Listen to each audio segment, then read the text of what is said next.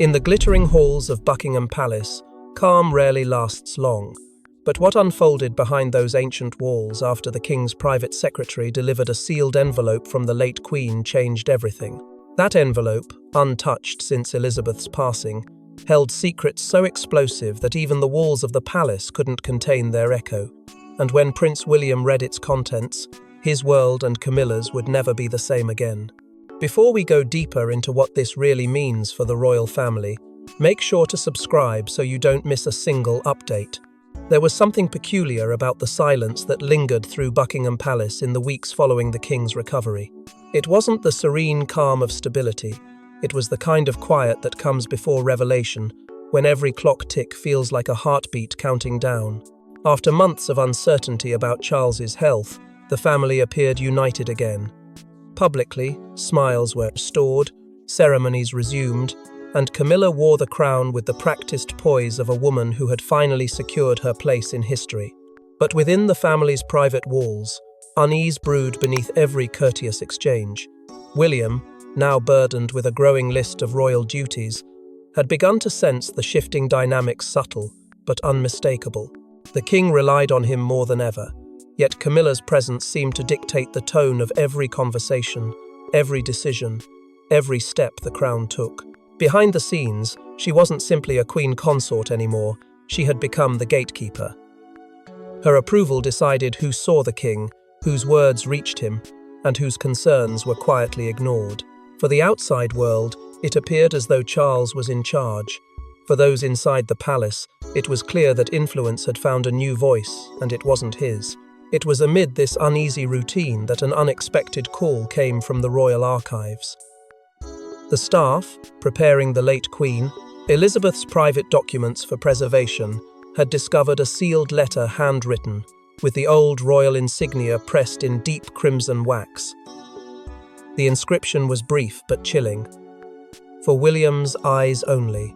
When the king's secretary brought it to William, there was confusion in his tone, curiosity even. Why would Elizabeth write something solely for her grandson, bypassing both Charles and official royal channels? And why was it hidden among documents never meant to resurface? William's breath slowed as he turned the envelope in his hands. The date 2019 stood out. It was a year marked by quiet tension in the family, a year when decisions were made that would shape the monarchy's future. Catherine noticed his expression change when he mentioned it that evening, but he said nothing more. The seal remained unbroken for days, as though part of him feared what it might contain. There had always been whispers about the Queen's private reflections, her journals, her letters, her guarded observations that even advisors rarely saw. But this was different. The deliberate label, the secrecy, the timing, it all hinted at something urgent, something personal. William felt it deep within his chest. Whatever truth lay inside wasn't meant to comfort him, it was meant to prepare him. Outside the palace, cameras flashed, and the public clung to the illusion of harmony. Inside, the letter lay on William's desk, its crimson seal reflecting the faint light of an early winter morning. But instinct told him life inside the royal family would never feel the same once he did. But when William breaks the royal seal and begins to read the words written in his grandmother's unmistakable hand, he realizes this is no affectionate farewell, it's a warning, one that targets the very woman who now calls herself Queen. The late Queen's voice echoes through the letter like a whisper from the grave. It's not a will, not advice, but a confession of what she witnessed within her own walls. For years, Elizabeth had carried suspicions about Camilla's influence, the subtle manipulation, the quiet dismissals, the quiet reshaping of Charles into a man she barely recognized. And now, in this final written truth, she reveals everything she could never say aloud. At first glance, the letter seems gentle, the graceful tone of a grandmother speaking to the grandson she adored. But beneath those opening lines lies a shift so sharp that it pierces through the heart of royal composure.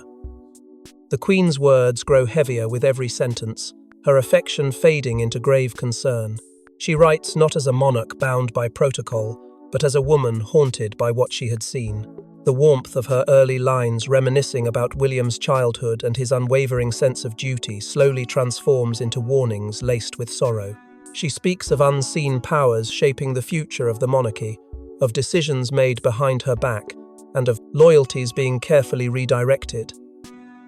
Elizabeth's fears weren't about politics, they were about integrity. She describes how Camilla's ambition had grown beyond companionship, becoming something sharper, more deliberate. Her influence, the Queen writes, is not of support but of control. In the following pages, she mentions private meetings held beyond the oversight of the Crown, whispers of advisors outside royal council, and the manipulation of correspondence that even she, the reigning monarch, had struggled to intercept. It's a portrait of quiet infiltration, one that turned Charles from sovereign to shield, from decision-maker to messenger. The Queen writes that she often wondered whether the man on the throne was truly speaking for himself or for the woman beside him. As William reads on, he sees the pattern his grandmother had uncovered, the slow redirection of royal influence. The Queen points to moments when Catherine and William were subtly pushed aside from critical royal discussions, their input quietly diminished while Camilla's circle grew stronger. There are hints of letters that never reached their destinations, meetings that shifted at the last minute, and policies rewritten without explanation. Elizabeth doesn't name names, but the tone of her letter makes it clear she had traced these changes back to Camilla's rising authority. And then comes the line that strikes William like a thunderclap. "Protect the crown from her influence," she writes, "and protect your father from himself." The Queen's final words feel like both an order and a plea, the legacy of a monarch who saw danger within her own family and could only leave her warning in ink. To William, it's not just a revelation, it's a burden. He realizes the depth of what his grandmother carried to her grave, that she knew the woman his father trusted most might one day fracture the family she spent her life preserving. The letter trembles in his hands. He feels the weight of generations pressing upon him, the unspoken responsibility to act where others stayed silent. His grandmother's voice echoes in his mind, not as a memory, but as a command. As William's hands tremble, realization dawns. This wasn't just an emotional warning. It was a command from a monarch who foresaw the storm her family would soon face. For days, William says nothing. He walks through corridors filled with ghosts, hearing his grandmother's words repeat in his mind. Protect the crown from her influence. But how does one protect the monarchy when its queen may be its greatest threat? The heir to the throne is torn between duty to his father and loyalty to the truth buried in that letter. Sleep eludes him. Every night he sits alone in his study, reading the letter again and again, as though searching for a line that might change its meaning, soften its message, or erase its implications. But it never does. The ink, though aged, feels alive. Every word a wound, every sentence a reminder that silence in this family has always been the most dangerous tradition. He looks at his grandmother's handwriting, remembering the steadiness of her hand, the firmness of her gaze. She was never wrong about the people she read. That realization cuts deeper than any accusation could. Catherine notices his distance before anyone else. She sees the heaviness in his movements, the silence behind his eyes, and finally demands to know what burdens him so deeply. For a moment, he hesitates. Sharing the letter feels like betraying his father, but keeping it feels like betraying the truth. When he finally places the folded pages in her hands, her breath catches halfway through the first paragraph. By the end, she's trembling not out of fear, but of recognition. The Queen's warning mirrors what she herself had long sensed. An invisible wall slowly rising between William and the rest of the royal inner circle.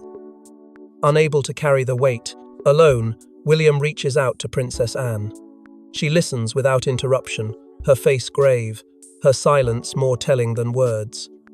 When he finishes, Anne's response is chilling in its simplicity. "She told me once," Anne says softly, "that Camilla's influence would not end with Charles, that it would try to shape you next." William stares at her, realizing that his grandmother's concerns weren't isolated. They were shared, whispered, and now validated by the one person who never bends to sentiment. Days turn into nights filled with quiet turmoil. Every event, every meeting William attends with Camilla present feels tainted by suspicion. Every comment, every gesture, Every decision she makes echoes the Queen's warning. He begins connecting the dots, the growing reports of staff turnover, the subtle reassignments within palace departments, and the way messages to the king now filter through intermediaries. Nothing happens without Camilla's silent nod. William sees what his grandmother feared, the monarchy slowly bending to a single will that isn't his father's. Torn between loyalty to his blood and obedience to the legacy he's meant to protect, William stands at a breaking point. The emotional weight becomes unbearable. Catherine urges him to act not in anger, but in courage. "Your grandmother didn't write this for herself," she tells him quietly. "She wrote it for the crown." Her words sharpen his resolve, transforming grief into determination. And then, one phone call changes hesitation into resolve. An internal audit from the royal archives reveals something far more damning than even the Queen predicted. The palace archivist thought it was a routine request cataloguing the late Queen's correspondence. But hidden among her papers was a second file, stamped confidential and cross-referenced with an unfamiliar signature, C. Parker Bowles.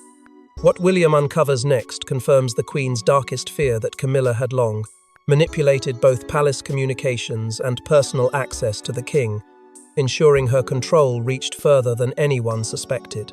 When the archivist first reported the anomaly, it seemed inconsequential, a misfiled set of internal communications. But the moment William heard the initials, something inside him froze. He demanded the documents be brought directly to him, his voice calm but charged with quiet authority. What he read within those folders was not speculation or rumor. It was evidence carefully catalogued, dated, and authenticated. Communication logs between senior palace aides, private secretaries, and internal couriers told a story too disturbing to dismiss. There were instances where letters addressed directly to the king were rerouted through Camilla's private office before reaching him. Others, marked urgent, had never reached him at all. Buried within the reports were notations from the Queen's former staff moments where official directives had been subtly rewritten before being presented for the king's approval. Certain policies were adjusted, others delayed, some entirely replaced by alternate versions. The handwriting on those edits matched documents later traced back to Camilla's private office. Elizabeth, it appeared, had quietly instructed her staff to document every irregularity without confrontation, perhaps fearing what direct accusation might unleash. Now, years later, her silent investigation had fallen into William's hands, the very proof of manipulation she had hinted at in her letter. Each new page brought with it a deeper sense of betrayal. Among the logs was a confidential staff report describing a consistent redirection of influence through Queen's private office, noting how Camilla's team often inserted themselves between the king and his senior advisors. Even messages meant for William and Catherine were sometimes filtered or delayed under the pretense of timing concerns. Slowly, it became clear.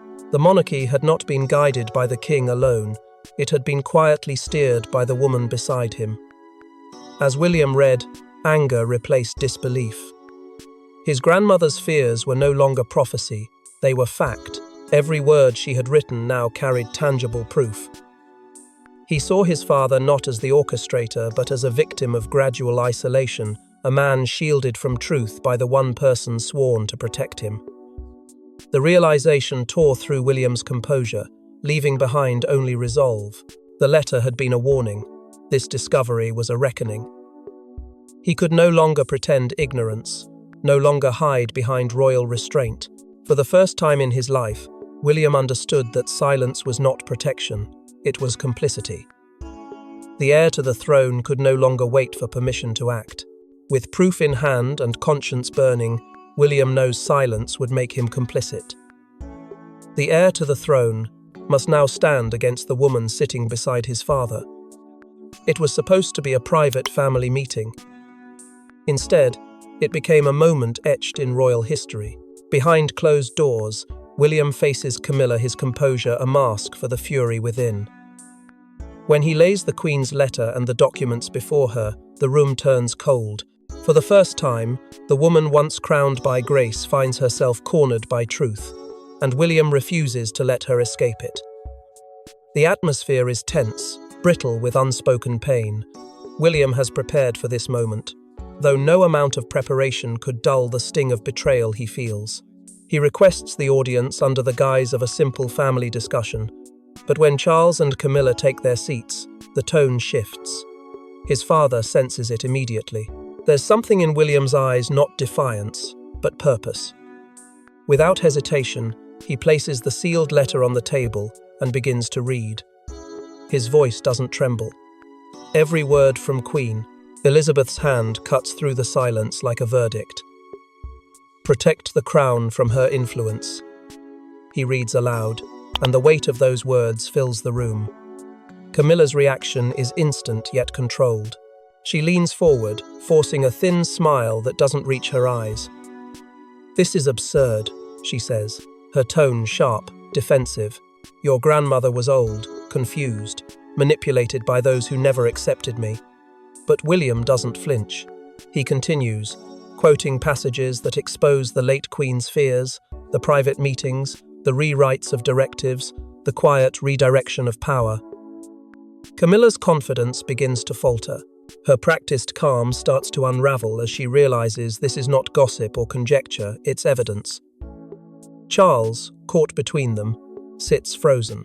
His hands twitch, his eyes dart from his son to his wife, searching for a truth he no longer wants to face. When William slides the second file across the table, the silence deepens.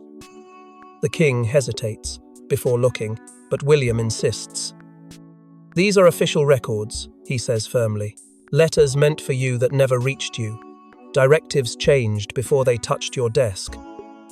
Grandmother knew, she documented it all."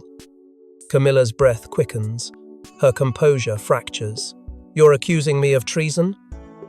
She snaps, her voice trembling beneath the strain. "After everything I've endured for this family?" But her indignation only fuels William's resolve. "I'm not accusing you," he replies, his tone cold and steady. "I'm exposing what you've already done."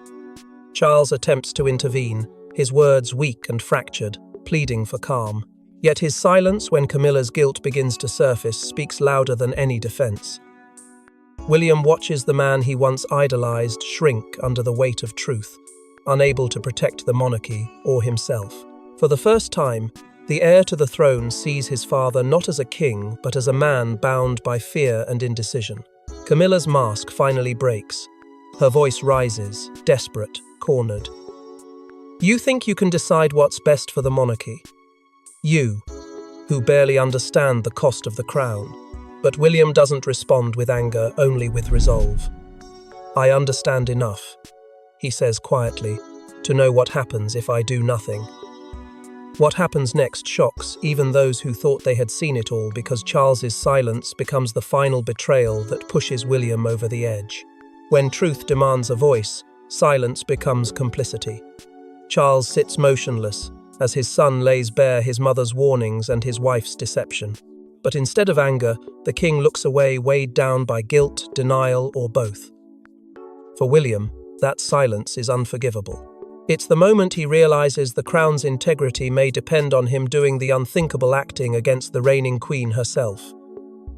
The confrontation ends not with shouts, but with a silence more piercing than rage. William waits for his father to speak, to defend the monarchy, to defend the truth, to defend the legacy of the woman whose crown he now wears. But Charles does none of that. He lowers his eyes, as if the truth were too heavy to bear.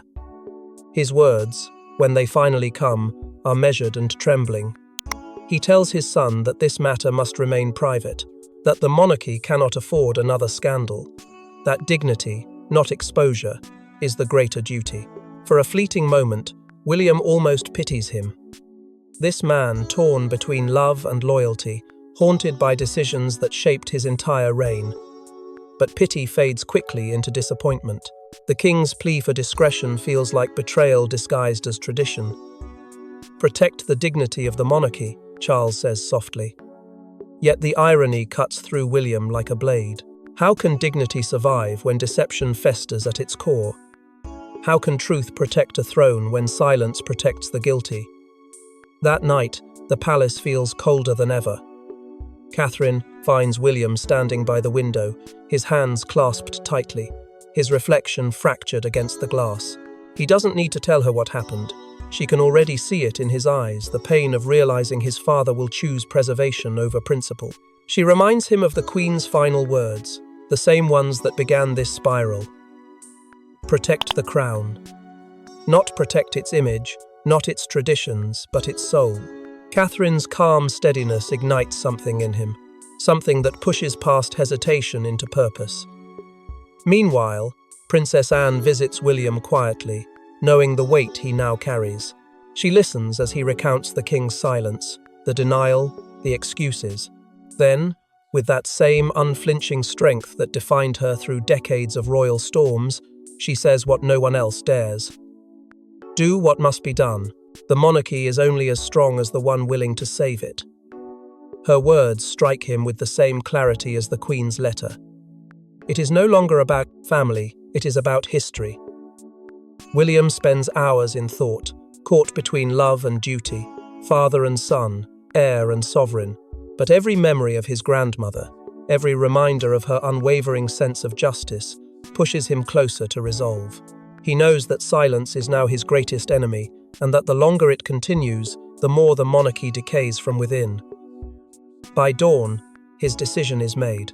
With the weight of centuries pressing upon him, William sits down to draft a statement that will upend everything, a declaration not of rebellion, but of restoration.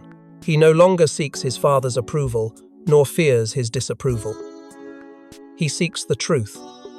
And with that conviction burning inside him, the heir to the throne prepares to shake Buckingham Palace to its very core. No one expected a declaration from the Prince of Wales without the King's approval. Yet, within hours of the morning briefing, the world woke up to a message from Kensington Palace, bold, unprecedented, and final. Prince William, in defense of the monarchy's legacy, had banned Queen Camilla from attending all future royal events, citing breaches of trust and integrity contrary to the Crown's moral duty. The monarchy had just turned against itself. The morning begins with confusion inside the palace walls, messages flashing between offices, advisors scrambling to verify the authenticity of the statement.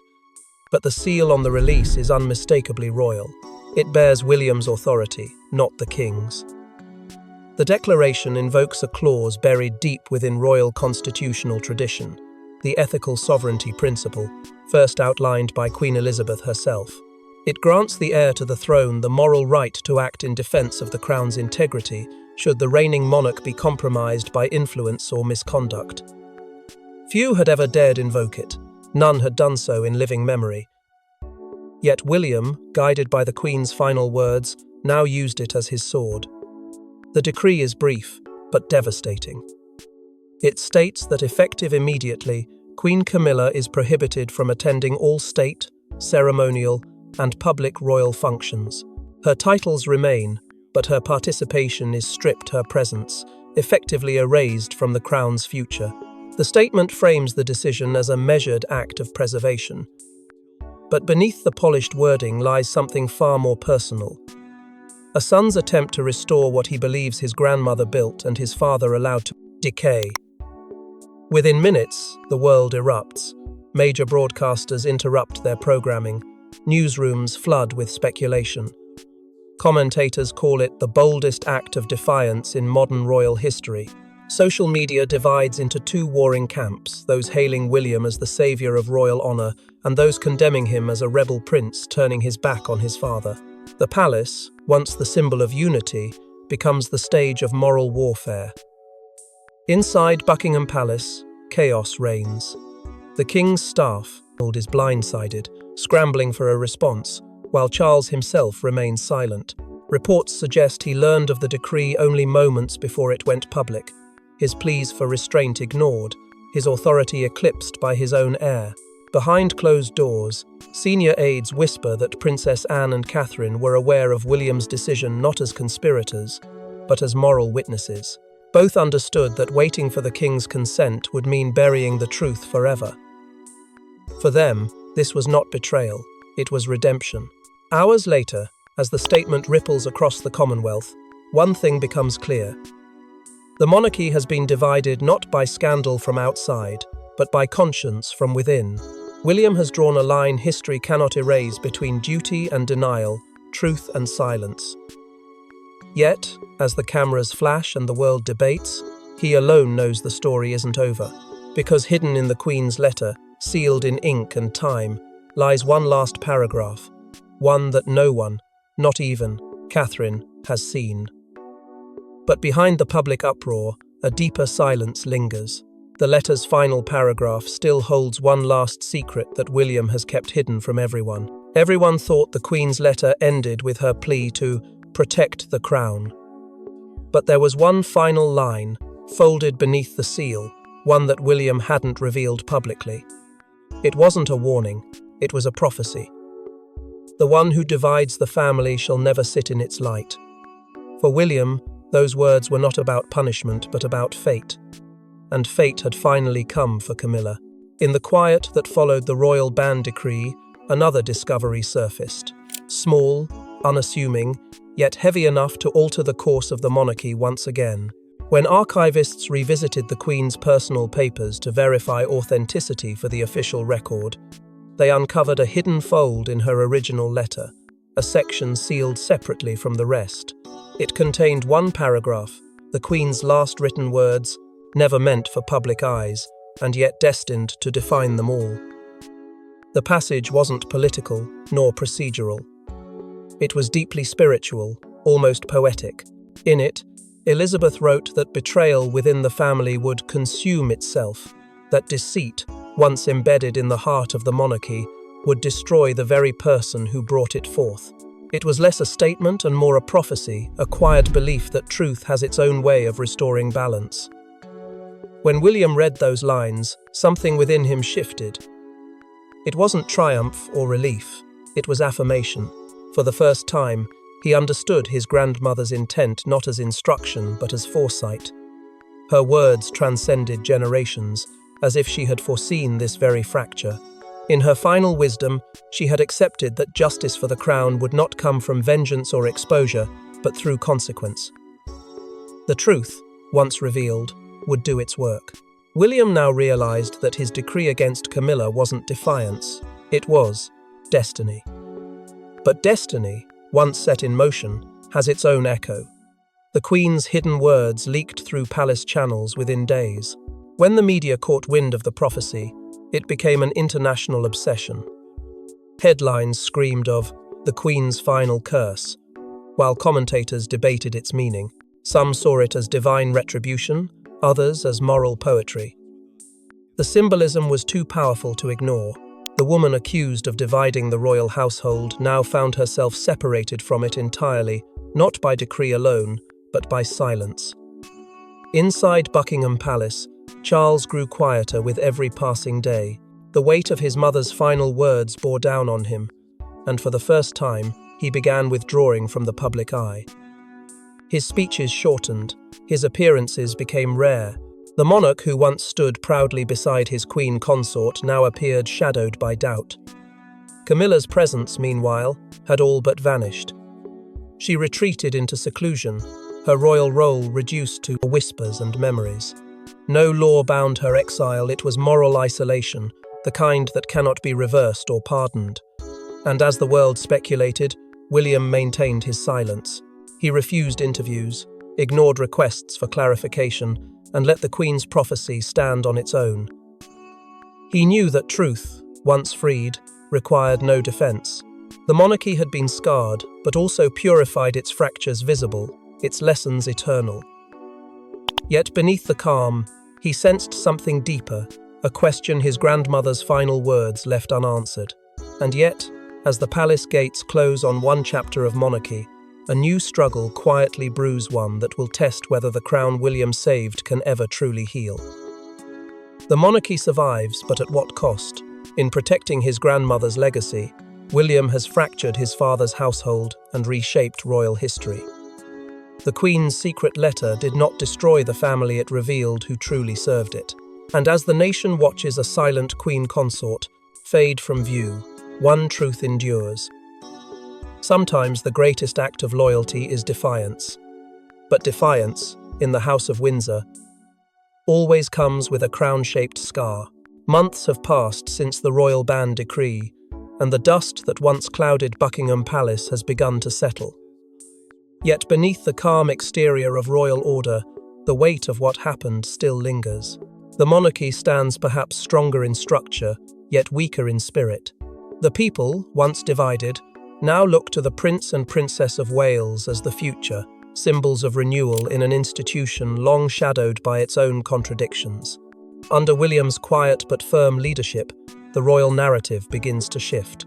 Appearances once dominated by hierarchy and duty now carry a softer touch of authenticity and moral clarity, qualities long associated with his late grandmother and his mother before her. The press calls it a new dawn for the monarchy, but William knows it was born from heartbreak, not triumph. Camilla, meanwhile, slips into silence. Her name, once a staple of headlines and royal columns, slowly disappears from the public conversation. No formal announcement marks her retreat. No statement acknowledges her absence. She simply vanishes from royal life, living out her days in quiet reflection, far removed from the cameras and ceremonies that once defined her. Her story becomes a cautionary whisper, the queen consort who fell not by scandal, but by the truth. In her exile, the weight of the prophecy seems to fulfill itself. She divided the family, and now she exists outside its light. Charles's health continues to decline, and with each passing month, his public appearances grow fewer. When he does appear, the sparkle that once characterized his speeches seems dimmed, his voice softer, his eyes distant. The toll of betrayal and the burden of silence have left their mark. Behind palace walls, William assumes greater responsibility, gradually stepping into the role his father can no longer sustain. He governs with restraint, guided by conscience rather than power. But the shadow of his decision never fully fades. Every success he achieves carries the memory of what it cost. Catherine, ever steady, becomes the emotional core of this new monarchy. The public calls her the People's Queen, a title not officially bestowed but earned through empathy, grace, and resilience. Her influence transcends ceremony. Her compassion shapes policy. Her warmth restores public trust. And by her side, Princess Anne remains William's unwavering ally, the keeper of the late Queen's moral compass. Together, they rebuild the crown not as a symbol of privilege, but as a reminder of service, sacrifice, and the duty to truth. Years later, whispers of the Queen's letter still circulate in hushed tones. Historians, journalists, and insiders speculate about its exact contents, its missing paragraphs, its rumored prophecies. Yet no one ever truly knows the full story. It becomes a myth, part legend, part warning, a tale of a monarch who foresaw the corruption of her legacy and entrusted her grandson to restore it. The letter that once divided the royal family becomes the foundation of its rebirth.